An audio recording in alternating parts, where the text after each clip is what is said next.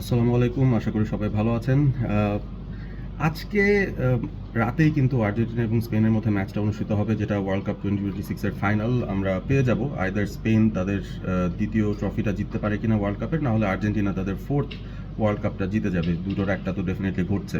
এবং এখানে change of the baton, change of the guard, এটা নিয়ে অনেক কথা হচ্ছে। মেসি তিনি শেষ করছেন, লামিন ইয়ামাল সেখান থেকে শুরু করবেন। এই ব্যাপারটা নিয়ে অনেক আলোচনা চলছে এবং বিশ্লেষণ চলছে ট্যাকটিক্যাল পয়েন্ট অফ ভিউ থেকে আসলে দুটো দল কিভাবে ম্যাচটা অ্যাপ্রোচ করতে পারে।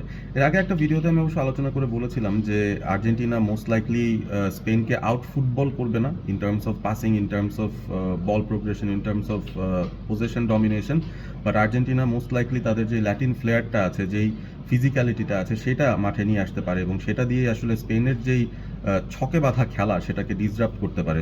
সো ট্যাকটিক্যালি ওই জায়গাটা খুবই সিম্পল লাগে শুনতে, বাট স্পেনের যে কিছু দুর্বলতা রয়েছে যেটা আর্জেন্টিনা আসলে এক্সপ্লয়েট করতে চায়, সেটার দিকে একটু ফোকাস করে আমি এই ভিডিওটা বেসিক্যালি করছি। আমার কাছে অন্তত মনে হয় যে স্পেন ফর এক্সাম্পল যেভাবে করে এই ওয়ার্ল্ড কাপের ফাইনাল পর্যন্ত এসছে, সেই প্রোগ্রেশনে তারা সবচেয়ে ফাস্টেস্ট যে টিমটাকে ফেস করেছিল সেই টিমটার নাম হচ্ছে ফ্রান্স। এবং অর্গানাইজেশনের দিক থেকে বা মিডফিল্ড ডমিনেশনের দিক থেকে সবচেয়ে বড় যে দলটাকে তারা ফেস করেছিল সেটা হচ্ছে পর্তুগাল।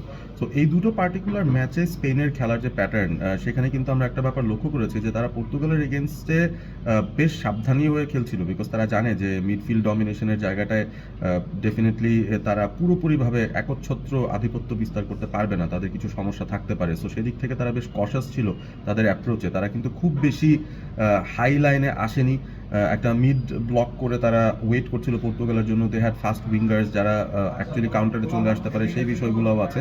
বাট দিন শেষে আমরা যদি চিন্তা করি ফ্রান্সের সাথে ম্যাচটা, সেটা আবার অন্য ধরনের একটা প্রবলেম স্পেন সলভ করেছে। সেটা হচ্ছে ফ্রান্সের গতিময় যে ফরওয়ার্ডার রয়েছেন যারা লাইন ব্রেকিং রানসগুলো নিতে পারেন, ওই জায়গা থেকে স্পেন একটা দারুণ কাজ করেছিল। তারা একটা হাই লাইন খেলেছিল, যেটা একটা রিস্কি মুভ।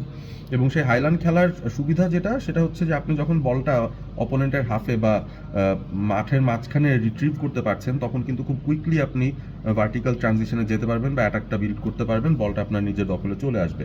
কিন্তু যদি ইনকেস আপনার লাস্ট লাইন অফ ডিফেন্সটা পার করে ফেলে, ব্যাকফোর যদি পার হয়ে যায় এবং সেদিক থেকে যদি কোনো ফাস্ট রানার দৌড়ে আসেন, সেই ক্ষেত্রে কিন্তু স্পেনের গোলকিপার উনাই সিমনকে আলাদা রকম একটা সুইপিং অ্যাক্টিভিটি করতে হয়েছে। মাঠ অনেকটুকু বের হয়ে এসে তারপর কিন্তু তাকে লাস্ট লাইন অফ ডিফেন্স হিসেবে বলটা ক্লিয়ার করতে হয়েছে। সো কিছু রিস্কি মুভ স্পেন নিয়েছিল, যেটা তাদের জন্য পে অফ করেছে ফ্রান্সের এগেনস্টে। এখন আর্জেন্টিনার এগেনস্টে স্পেন একই ধরনের প্রবলেমে মনে হয় পড়তেই পারে, কারণ তারা তাদের ছকের মধ্যেই থাকবে। আর্জেন্টিনার সাথে আমার মনে হয় না যে ফ্রান্সের এগেনস্টে যে হাইলাইনটা তারা খেলেছিল অত হাই তারা খেলবে। মোস্ট লাইকলি পর্তুগালের সাথে ম্যাচে তাদের যে অ্যাপ্রোচ ছিল সেই অ্যাপ্রোচেই তারা যেতে পারে, যেখানে একটা মিড ব্লক তারা করবে এবং সেখানেই তারা অ্যাকচুয়ালি বলগুলো রিট্রিভ করার চেষ্টা করবে। ডিফেন্ডাররা যারা আছেন, লাপোর্ট এবং কুবার্সি, তাদেরকে আমি খুব বেশি একেবারে হাফ লাইনে উঠে আসতে হয়তো তেমন একটা দেখবো না আর্জেন্টিনার এগেনস্ট, এরকমই আমার কাছে মনে হচ্ছে। বিকজ আর্জেন্টিনার কিন্তু লাইন ব্রেকিং পাস দেওয়ার বেশ কিছু অপশনস আছে। আপনি ফর এক্সাম্পল দেখেন, সামহাও যদি মিডফিল্ডার এই ব্যাটেলটার মধ্যে মেসি একটা বল পেয়ে যান, ম্যাকালিস্টার একটা বল পেয়ে যান, ইভেন আর্জেন্টিনার ডিফেন্সেও তারা যদি স্পেনকে অ্যাট্রাক্ট করে নিয়ে এসে তারপর ওপর দিয়ে বলগুলো রিলিজ করতে পারে, সেখানে কিন্তু লিসান্ড্রো মার্টিনেজ আছেন। এই ওয়ার্ল্ড কাপের শুরুর আগে আমি বলেছিলাম যে আর্জেন্টিনার দলটায় অনেকেই কি ফ্যাক্টর, ডেফিনেটলি লিওনেল মেসি কি ফ্যাক্টর, বাট লিসান্ড্রো মার্টিনেজ একটা খুবই ইম্পর্টেন্ট কি ফ্যাক্টর হতে যাচ্ছেন এই দলটায়, স্পেশালি অন দ্য বল। তিনি কিন্তু ইতিমধ্যে একটা অ্যাসিস্ট এবং একটা গোলও দিয়েছেন এই ওয়ার্ল্ড কাপে। এবং লিসান্ড্রো মার্টিনেজের একটা যে অ্যাসিস্ট ছিল মেসির জন্য, ওই অ্যাসিস্টটার মধ্যে দেখবেন তিনি একেবারেই ডিফেন্সিভ হাফ থেকে একটা লব বল দিয়েছিলেন অপোনেন্টের লাস্ট লাইন অফ ডিফেন্ডারদের উপর দিয়ে, মেসির রানটাকে তিনি লোকেট করেছেন এবং তারপর সেখান থেকে কিন্তু গোল এসেছিল।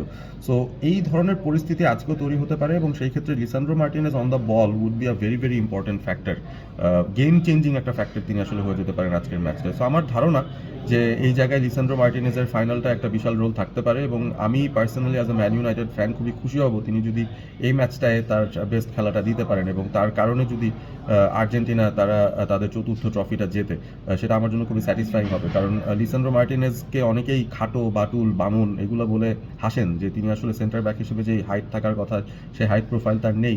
বাট তার ইন্টেন্সিটি, টেনাসিটি এবং সেই সাথে অন দ্য বল তার যে অ্যাবিলিটি, আমি অন্তত বলবো যে ফ্রান্সের যে দুই সেন্টার ব্যাক আছেন লাপোর্ট এবং কুবার্সি, অন দ্য বল তারাও অনেক ভালো। বাট আমি লিসান্ড্রো মার্টিনেজকে সেই ক্যাটাগরিতেই রাখবো, যিনি on the ball one of the best defenders in this world cup, if not the best defender in the world cup. So সেই জায়গা থেকে লিসান্ড্রো মার্টিনেজের অ্যাটাকিং ফ্রন্টে একটা ভালো রোল থাকতে পারে। আর্জেন্টিনা যদি স্পেনের এই মিড লাইন কিংবা হাই লাইন ডিফেন্সটাকে ভাঙতে চায়, সেই জায়গাটাতে আমার মনে হয় একটা ইম্পর্টেন্ট রোল তিনি আজকে প্লে করতে পারেন। তো আপনাদের ধারণাটা আপনারা জানিয়ে দিন কমেন্ট করে যে আর্জেন্টিনা যদি স্পেনের এই ব্লকটা ভাঙতে চায়, সেই ক্ষেত্রে কি লিসান্ড্রো মার্টিনেজ তাদের জন্য একটা গুরুত্বপূর্ণ অস্ত্র হবেন নাকি হবেন না?